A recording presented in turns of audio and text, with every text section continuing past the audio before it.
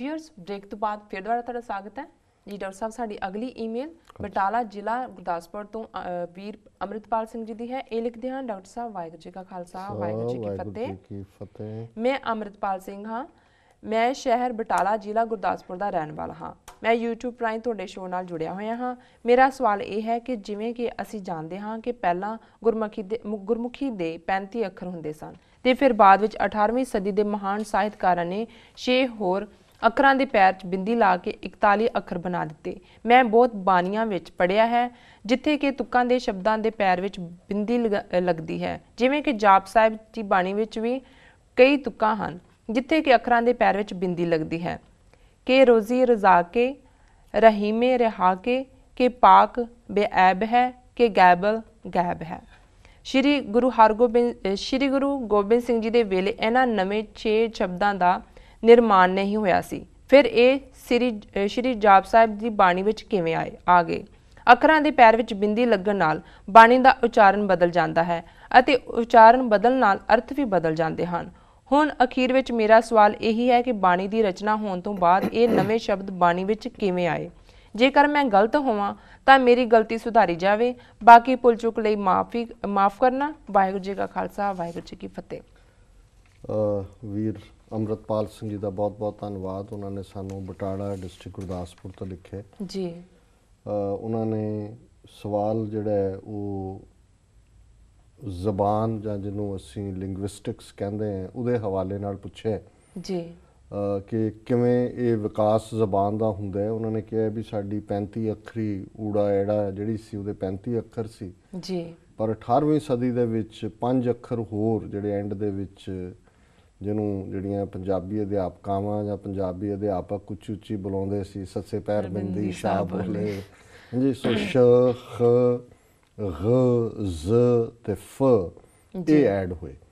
पर उन्होंने फिर ये कहा भी बाणी दे विच ऐसे शब्द ने जिन्हां दे विच बिंदी दा उचारण है पर ये आए 18वीं सदी च ने 6 जी। तो उन्होंने 10वें पातशाह की बाणी नूं ही कोट किया कि रोज़ी रज़ाक है रहीम है रिहाक है कि गैबुल गैब हैं या उन्होंने बहुत सारी जाप साहिब नूं जे तुसीं ये ना इस बिंदी वाले उचारण दे नाल पढ़ो जिवें कि गनीमुल शिकस्त है गरीबुल परस्त है बुलंदुल मकान है ज़मीनुल ज़मान है तमीज़ुल तमाम है रुजूअल निधान है हरीफुल अजीम है रज़ायक यकीन है। हुण ये जिहड़े सारे ने इहदे च परशियन फारसी दे बहुत सारे शब्द ने जी और फारसी दे विच ये जिहड़ा है श ख इहदा बहुत सारा इस्तेमाल हुंदा है जी। हुण गुरु ग्रंथ साहिब दी बाणी च जिहड़ा ओरिजिनल मूल बीड़ा ने उन्हां दे विच पैरां दे विच बिंदी नहीं है क्योंकि गुरु अर्जन साहब ने 1604 दे विच मुकम्मल कीता है इस बीड़ नूं। लेकिन गुरु ग्रंथ साहिब दी बाणी च भी परशियन आधारित शब्द ने जिन्हां नूं बेशक बिंदी लिखी नहीं सी गई पर जे उचारण च ना हुंदी तो फिर तुसी फारसी जबान दे नाल अन्याय कर रहे हुंदे। जिवें गुरु नानक साहब दा शब्द है हालांकि इहनूं कई कहणगे फारसी च है पर यह फारसी च नहीं है। उदों नवीं जबान जिहड़ी तुर्की जबान जिन्हों लैंगुएज ऑफ द ट्रूप्स कहते हैं और हिंदुस्तानी जिहदे च ब्रज भाषा खड़ी बोली इन्हां दे मेल चों एक जबान निकल रही सी जिन्हों उर्दू अज कहा जाता है। सो ये जिहड़ा शब्द है गुरु नानक साहब जिहड़ा मैं हुण कोट करांगा उसका कुछ हिस्सा क्योंकि लंबा शब्द है और वक्त करके मैं पूरा उन्होंने नहीं कोट करांगा जी। सो इहदे च भी बेशक पैरां च बिंदी नहीं है गुरु ग्रंथ साहब दीआं ओरिजिनल बीड़ां च लेकिन इनू तुसीं बिना इन्हां शब्दां दे उचारण दे उचार नहीं सकदे। जिवें गुरु नानक साहब दा शब्द है यक अर्ज गुफ्तम पेश तो दर गोश कुन करतार हक्का कबीर करीम तू बेऐब परवरदिगार दुनिया मुकाम फ़ानी तहकीक दिलदानी मम सर मुए इज़राइल गिरफ्ते दिल हेच नादानी।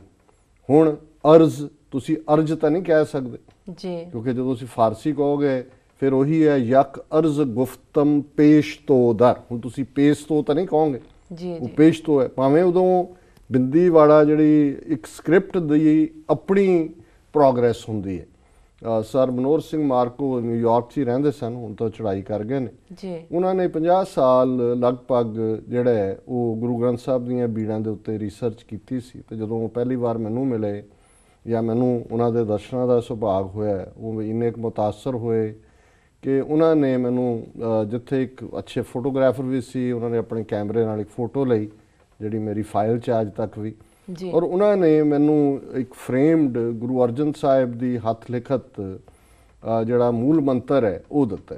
ਹੁਣ ਜਦੋਂ ਤੁਸੀਂ ਉਸ ਪੀਰੀਅਡ ਦੀ ਪੰਜਾਬੀ ਦੇਖਦੇ ਹੋ ਤੇ ਉਹਦੇ 'ਚ ਕੰਨਾ ਲੰਬਾ ਨਹੀਂ ਸੀ ਹੁੰਦਾ, ਕੰਨਾ ਡਾਟ ਹੁੰਦਾ ਸੀ, ਡਾਟ ਦੇ ਰੂਪ 'ਚ। ਉਹਦੇ ਉੱਤੇ ਜਦੋਂ ਤੁਸੀਂ ਇਸੇ ਤਰ੍ਹਾਂ 10ਵੇਂ ਪਾਤਸ਼ਾਹ ਦੀ ਲਿਖਤ ਦੇਖਦੇ ਹੋ ਜਿਹੜੀ ਉਹਨਾਂ ਦੇ ਹੁਕਮਨਾਮਿਆਂ ਦੇ ਰੂਪ 'ਚ ਹੈ, ਤੇ ਉਹਦੇ ਤੇ ਜਿਵੇਂ ਅੱਜ ਅਸੀਂ ਉਸਦੇ ਪੂਰੇ ਸ਼ਬਦ ਦੇ ਸਿਰ ਦੇ ਉੱਤੇ ਲੀਕ ਮਾਰਦੇ, ਇਵੇਂ ਨਹੀਂ ਸੀ, ਓਪਨ ਸ਼ਬਦ ਰੱਖੇ ਹੋਏ ਨੇ। ਸੋ ਸਕ੍ਰਿਪਟ ਦਾ ਇੱਕ ਆਪਣਾ ਸਫ਼ਰ ਹੁੰਦਾ ਹੈ ਜਿਹੜਾ ਉਹ ਪ੍ਰੋਗਰੈਸ ਕਰਦੀ ਹੈ। ਬਟ ਮੈਂ ਸਮਝਦਾ ਹਾਂ ਵੀ ਉਚਾਰਨ, ਕਿਉਂਕਿ ਗੁਰੂ ਗ੍ਰੰਥ ਸਾਹਿਬ ਦੀ ਬਾਣੀ ਦਾ ਉਚਾਰਨ ਵੀ ਉਹਦੇ 'ਚੋਂ ਸ਼ਬਦ ਨੇ ਪਰਸ਼ੀਅਨ ਦੇ ਜਿਹਦੇ 'ਚ ਸ਼, ਖ, ਗ, ਜ਼, ਫ, ਇਹਨਾਂ ਨੂੰ ਤੁਸੀਂ ਲੈ ਬਿਨਾਂ ਉਹਨਾਂ ਦਾ ਠੀਕ ਉਚਾਰਨ ਨਹੀਂ ਕਰ ਸਕਦੇ। ਭਾਵੇਂ ਸਕ੍ਰਿਪਟ ਦੇ ਵਿੱਚ ਨਹੀਂ ਸਨ ਲੇਕਿਨ ਉਹਨਾਂ ਦਾ ਉਚਾਰਨ ਸੀ। ਸੋ ਮੈਂ ਸਮਝਦਾ ਹਾਂ ਵੀ ਮੇਰੀ ਸੋਝੀ ਮੁਤਾਬਕ ਜਾਂ ਜਿੰਨੀ ਕਿ ਮੈਨੂੰ ਸਮਝ ਹੈ, ਮੈਂ ਇਹੀ ਸਮਝ ਸਕਿਆ ਜੇ ਸਾਡੇ ਦਰਸ਼ਕਾਂ 'ਚੋਂ ਇਸ ਦੇ ਉੱਤੇ ਕੋਈ ਹੋਰ ਜਿਹੜੇ ਇਸ ਫੀਲਡ ਦੇ ਐਕਸਪਰਟ ਨੇ, ਅੱਜ ਤਾਂ ਬਹੁਤ ਸਾਰੇ PhD ਇਹਨਾਂ ਫੀਲਡਸ ਦੇ ਵਿੱਚ ਕਰਦੇ ਨੇ, ਸਾਡਾ ਐਵੇਂ ਨੋਵਿਸ ਜਾਂ ਨੌਲੇਜ ਹੈ ਤੁਰਦਾ ਫਿਰਦਾ ਜੇ, ਸੋ ਅਸੀਂ ਉਹਦੇ ਮੁਤਾਬਕ ਰਿਸਪੌਂਡ ਕੀਤਾ। ਪਰ ਜੇ ਕੋਈ ਹੋਰ ਜਿਹੜਾ ਇਸ ਫੀਲਡ ਦਾ ਮਾਹਿਰ ਹੈ ਇਸ ਦੇ ਉੱਤੇ ਆਪਣੀ ਰਾਏ ਦੇਗਾ तो सानू शामिल करके खुशी होएगी। जी जी बिल्कुल डॉक्टर साहब। साडी अगली ईमेल बे एरिया कैलीफोर्निया तो वीर गुरबचन सिंह ढिल्लों जी दी है। ये लिखते हैं, पिछे जे मैं TV 84 ते डॉक्टर अमरजीत सिंह वालों गांधी दे पोते वालों लिखी किताब संबंधी किता विचार वटांदरा सुनिया। डॉक्टर साहब ने उसनू गांधी दा पोता कहा। मेरा ख्याल है गांधी दा कोई भी मुंडा नहीं सी, कि गांधी दी कोई कुड़ी सी जिसदा वो पुत्र है? कृपा करके इसका स्पष्टीकरण जरूर देना। जी डॉक्टर साहब। सब तो पहला तो वीर गुरबचन सिंह ढिल्लों जी का बहुत बहुत धन्यवाद। उन्होंने सानू बे एरिए तो लिखा जी, उन्होंने सगों अपना फोन नंबर भी दिता और मैं समझदा भी ये किसी गल नूं क्रैडिबल बनाता है और डिस्कशन डिबेट विचार वटांदरा यही है कि जदों कोई साडे वालों कहा जाता है किसी दर्शक नूं श्रोते नूं, क्योंकि रेडियो प्रोग्राम राही श्रोते भी ने जी, उहदे चों कुछ लगता है भी शायद गल ठीक नहीं है, वो सानू पुछदे ने, फिर साडा फर्ज भी बनता है कि असीं उहनूं क्लैरीफाई करिए जी। और ये उन्हां दी लिखत लगभग 2-3 हफ्ते पहलां दी आई हुई है, पर किसी कारण करके हमेशा ही ये लास्ट ईमेल च रहिंदी रही और शामिल नहीं हुई। सर गुरबचन सिंह ढिल्लों जी, पहला तो तुहाडा धन्नवाद, तुसीं सानूं लिखिआ जी। ये तुहाडी गल ठीक नहीं है भी गांधी दा कोई लड़का नहीं सी। गांधी दे है ही लड़के सी, 4 लड़के सी गांधी दे जी। उन्हां दे विच एक रामदास गांधी, एक देवदास गांधी, एक मनी लाल गांधी तो एक हरी लाल गांधी जी। तो जिन्हें किताब लिखी है राजमोहन गांधी, ये देवदास गांधी का मुंडा है। और ये जड़ा देवदास गांधी सी ये मैनेजिंग एडिटर भी सी हिंदुस्तान टाइम्स का। हुण गांधी दे हालां गांधी ते नेहरू इन्हां दोनों ने ही अपनियां घरवालियां नाल बहुत बुरा ट्रीट किया, दोनों ही टीबी नाल मरियां। कस्तूरबा गांधी जिहड़ी है वो भी इहदी गांधी दी वाइफ जी, और कमला नेहरू दी वाइफ भी, क्योंकि इन्हां दीयां करतूतां ही इस किस्म दीयां सी, वो बेचारियां देख देख के सड़ के ही मर गईयां टीबी नाल जी। ते इस तरह ये गांधी दे मुंडियां चों आही जिहड़ा देवदास गांधी है, जिहदा मुंडा राजमोहन गांधी हुण जिहने किताब लिखी है जिहदे च उहने गलत लिखिआ है और उहनूं असीं इस दे लई एक्सपोज भी किया जी। दूजे जिहड़े ने वो एवें ही बागी जे रहे, एक तो बड़ा बगावत ते शराबी कबाबी ते कई कुछ चिरिया, पता नहीं किहड़ा सी, हरी लाल सी कि कौन सी जी। सो गांधी दी लैगेसी तो उहदे नाल ही लैगेसी उहदी हिंदुत्ववादी लैगेसी हैगी है। हुण वो पटेल ने लै चुक लई जां अगों अज नरेंद्र मोदी आ गया, ये उहदी लैगेसी है। पर औलाद वाइज उहदा यही देवदास गांधी हिंदुस्तान टाइम्स नूं रन करदा सी ते राजमोहन गांधी इत्थे हुण एक यूनिवर्सिटी दे विच प्रोफैसर लगा होया है जी, पढ़ाउंदा है, किताबां लिखदा है, ते इस किस्म दा ही काम है। सो गांधी दी डॉटर कोई नहीं सी, दे लड़के सी 4, और जिहदा असीं जिक्र कीता राजमोहन गांधी दा, वो पोता ही है गांधी दा, ते देवदास गांधी दा वो मुंडा जी। डॉक्टर साहब तुहाडा बहुत बहुत धन्नवाद, तुसीं अपने विचार साडे दर्शकां नाल साझे कीते। हुण असीं सवाल जवाब दा सैक्शन शुरू करदे हां। अज 7 नवंबर 2013 22 नानकशाही संमत 545 दा दिन है, ते तुसीं साडे दर्शकां नूं दसो अज दे दिन दी की इतिहासक अहमियत है? सिख इतिहास के हवाले नाल 1760 दे विच ਪੰਥ ਨੇ ਗੁਰਮਤਾ ਅਕਾਲ ਤਖਤ ਸਾਹਿਬ ਤੇ ਇਕੱਠੇ ਹੋ ਕੇ ਕੀਤਾ ਸੀ ਕਿ ਲਾਹੌਰ ਦੇ ਉੱਤੇ ਹੁਣ ਕਬਜ਼ਾ ਕੀਤਾ ਜਾਏ ਜੀ। ਔਰ ਉਸ ਗੁਰਮਤੇ ਦੇ ਤਹਿਤ ਸਾਂਝੀਆਂ ਖਾਲਸੇ ਦੀਆਂ ਮਿਸਲਾਂ ਦੇ ਸਰਦਾਰਾਂ ਦੀਆਂ ਫੌਜਾਂ ਨੇ ਲਾਹੌਰ ਨੂੰ ਘੇਰਿਆ ਜੀ। ਜਿਹੜਾ ਉਸ ਦਾ ਕਾਬਸ ਨਵਾਬ ਸੀ ਸੂਬੇਦਾਰ, ਉਹ ਕਿਲੇ ਦੇ ਵਿੱਚ ਆਕੀ ਹੋ ਗਿਆ। 10-11 ਦਿਨ ਘੇਰਾ ਰਿਹਾ, ਸ਼ਹਿਰ ਵਾਸੀ ਤੰਗ ਹੋਣ ਲੱਗੇ। ਫਿਰ ਅਜੇ ਕਿਉਂਕਿ ਖਾਲਸਾ ਵੀ ਇਸ ਯੋਗ ਨਹੀਂ ਸੀ ਕਿ ਤੁਹਾਡੇ ਕੋਲ ਜੇ ਕਿਲੇ ਦੇ ਉੱਤੇ ਗੋਲੇ ਵਰਸਾਉਣ ਵਾਲੀਆਂ ਚੰਗੀਆਂ ਤੋਪਾਂ ਹੋਣ ਜਾਂ ਤੁਸੀਂ ਕਿਲੇ ਦੇ ਅੰਦਰ ਵੜ ਸਕੋ, ਸ਼ਹਿਰ ਦੇ ਵੀ ਦਰਵਾਜ਼ੇ ਬੰਦ ਕਰ ਲਏ ਸ਼ਹਿਰੀਆਂ ਨੇ। ਫਿਰ ਉਹਨਾਂ ਨੇ ਕੰਡੀਸ਼ਨ ਰੱਖੀ ਕਿ ਜੀ ਠੀਕ ਹੈ, ਸਾਨੂੰ 30,000 ਰੁਪਈਆ ਨਜ਼ਰਾਨਾ ਦਿਓ ਤੇ ਜਿਹੜਾ ਨਵਾਬ ਹੈ ਉਹ ਸਾਰੇ ਜਥੇ ਨੂੰ ਕੜਾਹ ਪ੍ਰਸ਼ਾਦ ਬਣਾ ਕੇ ਛਕਾਏ, ਯਾਨੀ ਕਿ ਉਹਦਾ ਕਰੇ। ਚਲੋ ਇੰਨੇ ਨਾਲ ਹੀ ਖੁਸ਼ ਹੋ ਗਏ ਜੀ ਜੀ। ਸੋ ਉਹਨਾਂ ਨੇ 30,000 ਨਜ਼ਰਾਨਾ ਤੇ ਮਤਲਬ ਇਹ ਸੀ ਕਿ ਮੈਸੇਜ ਉਹਨਾਂ ਨੂੰ ਦੇ ਦਿੱਤਾ ਕਿ ਹੁਣ ਹੁਕਮ ਸਾਡਾ ਚੱਲਣਾ, ਸਾਡੀ ਮਰਜ਼ੀ ਨਾਲ ਹੀ ਤੁਸੀਂ ਇੱਥੇ ਜਿਹੜਾ ਹੈਗਾ ਹੁਣ ਜੋ ਅਸੀਂ ਕਵਾਂਗੇ ਉਹੀ ਹੋਏਗਾ। ਤੁਸੀਂ ਚਲੋ ਇਸ ਵਾਰ ਤੁਹਾਨੂੰ ਜਾਣ ਦਿੰਦੇ 30,000 ਲੈ ਕੇ ਛੱਡ ਦਿੰਦੇ ਕੜਾਹ ਖਾ ਕੇ, ਪਰ ਇਸ ਤੋਂ ਬਾਅਦ ਹੁਣ ਅਸੀਂ ਕਬਜ਼ਾ ਹੀ ਲਵਾਂਗੇ ਜੀ।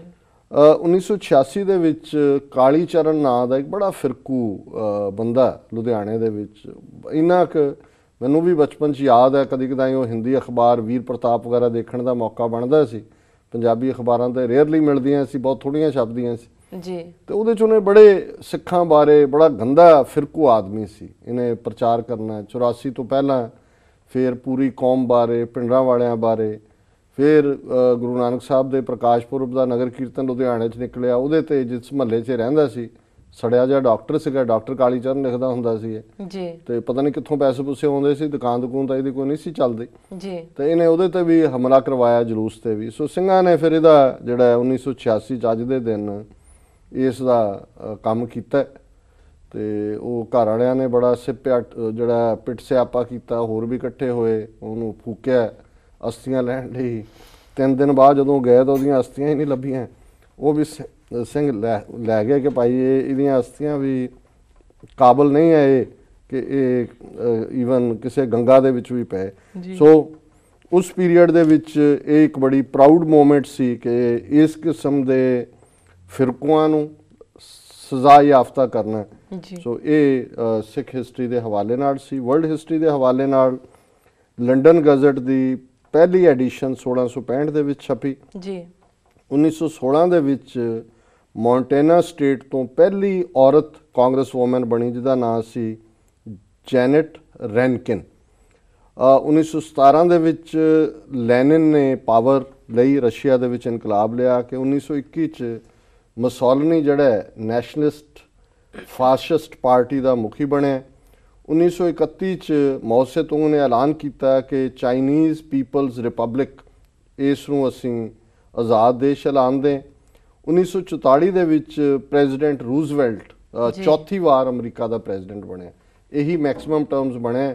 ਉਸ ਤੋਂ ਬਾਅਦ ਸ਼ਾਇਦ 1950 ਜਾਂ 1960 ਚ ਇਹ ਕਾਨੂੰਨ ਪਾਸ ਕੀਤਾ ਯੂਐਸ ਕਾਂਗਰਸ ਨੇ ਕਿ ਕੋਈ ਵੀ ਸਿਰਫ 2 ਟਰਮ ਪ੍ਰੈਜ਼ੀਡੈਂਟ ਰਹਿ ਸਕਦਾ। 4 ਸਾਲ ਦੀ ਟਰਮ ਹੁੰਦੀ ਹੈ ਜੀ, 8 ਸਾਲ ਤੋਂ ਜ਼ਿਆਦਾ ਕੋਈ ਪ੍ਰੈਜ਼ੀਡੈਂਟ ਨਹੀਂ ਬਣ ਸਕਦਾ। ਪਰ ਰੂਜ਼ਵੈਲਟ 1944 ਦੇ ਵਿੱਚ ਚੌਥੀ ਵਾਰ ਪ੍ਰੈਜ਼ੀਡੈਂਟ ਬਣਿਆ ਸੀ। 1973 ਦੇ ਵਿੱਚ ਯੂਐਸ ਕਾਂਗਰਸ ਨੇ ਨਿਕਸਨ ਦਾ ਉਹ ਬਿੱਲ ਵੀਟੋ ਕਰ ਦਿੱਤਾ ਜਿਹਦੇ ਥੱਲੇ ਨਿਕਸਨ ਨੇ ਇਹ ਹੱਕ ਮੰਗਿਆ ਸੀ ਕਿ ਜੇ ਚੀਫ ਐਗਜ਼ੈਕਟਿਵ ਯਾਨੀ ਕਿ ਪ੍ਰੈਜ਼ੀਡੈਂਟ ਚਾਹੇ ਤਾਂ ਕਿਸੇ ਕੰਟਰੀ ਦੇ ਖਿਲਾਫ ਵਾਰ ਡਿਕਲੇਅਰ ਕਰ ਸਕਦੇ, ਪਰ ਕਾਂਗਰਸ ਨੇ ਕਿਹਾ ਵੀ ਪਹਿਲਾਂ ਅਪਰੂਵਲ ਜ਼ਰੂਰੀ ਹੈ। 2001 ਦੇ ਵਿੱਚ ਬੰਬਈ ਦੇ ਵਿੱਚ ਲੜੀਵਾਰ ਬੰਬ ਧਮਾਕੇ ਹੋਏ ਜਿਨ੍ਹਾਂ 'ਚ 209 ਲੋਕ ਮਾਰੇ ਗਏ।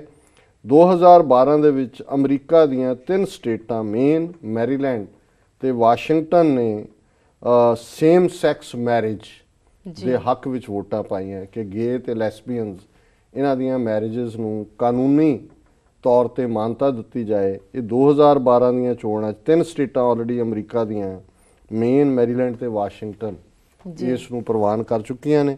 ਕੈਨੇਡਾ ਦੇ ਵਿੱਚ, ਡੈਨਮਾਰਕ ਦੇ ਵਿੱਚ ਔਰ ਹੋਰ ਕੁਝ ਜਿਹੜੀਆਂ ਯੂਰਪੀਅਨ ਸਟੇਟਾਂ ਨੇ ਉਹਨਾਂ ਦੇ ਵਿੱਚ ਵੀ ਇਹਨਾਂ ਮੈਰਿਜਸ ਨੂੰ ਮਾਨਤਾ ਮਿਲ ਚੁੱਕੀ। ਜੀ ਡਾਕਟਰ ਸਾਹਿਬ ਤੁਹਾਡਾ ਬਹੁਤ ਬਹੁਤ ਸ਼ੁਕਰੀਆ। ਇੱਥੇ ਲੈਣੇ ਬ੍ਰੇਕ। ਵੀਰ ਤੁਸੀਂ ਸਾਡੇ ਨਾਲ ਇਸ ਤਰ੍ਹਾਂ ਬਣੇ ਰਹੋ, ਮਿਲਦੇ ਹਾਂ ਆਫਟਰ ਦਿਸ ਸ਼ਾਰਟ ਬ੍ਰੇਕ।